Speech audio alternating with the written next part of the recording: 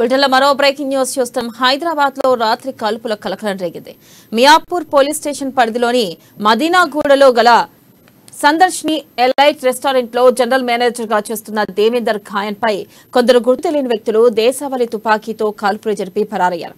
మొత్తం 6 రౌండ్ల కాల్పులు జరపడంతో దేవేందర్ కు తీవ్ర రక్తస్రావమై అక్కడికక్కడే కప్పుకూలిపోయారు. ఇక ఆసుపత్రికి తరలిస్తుండగా మృతి చెందారు. హత్య గల కారణాలు ఏమిటో తేల్చేందుకు పోలీసులు దర్యాప్తు ప్రారంభించారు. పాత కక్షలే దేవేందర్ హత్యకు దారితీసి ఉంటాయని వారు ప్రాథమికంగా అంచనాకు వచ్చారు.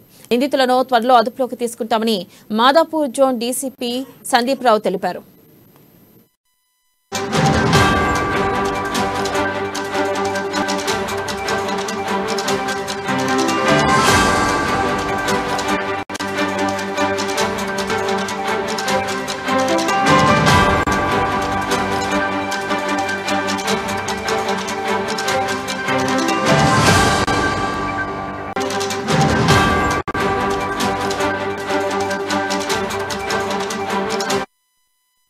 బ్రేకింగ్ న్యూస్ చూస్తున్నా. హైదరాబాద్ లో రాత్రి కాల్పుల కలకలం రేగింది.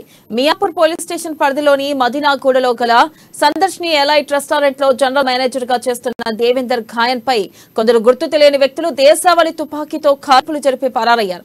మొత్తం 6 రౌండ్ల కాల్పులు జరపడంతో దేవేందర్ కు తీవ్ర రక్తస్రావమై అక్కడికక్కడే కుప్పకూలిపోయారు. ఆసుపత్రికి తరలిస్తుండగా మృతి చెందారు. హత్య గల కారణాలు ఏమిటో తేల్చేందుకు పోలీసులు దర్యాప్తు ప్రారంభించారు. పాత కక్షలే దేవేందర్ హత్యకు దారితీసి ఉంటాయని వారు ప్రాథమికంగా అంచనాకు వచ్చారు. నిందితులను త్వరలో అదుపులోకి తీసుకుంటామని మాదాపూర్ జోన్ డీసీపీ సందీప్ రావు తెలిపారు.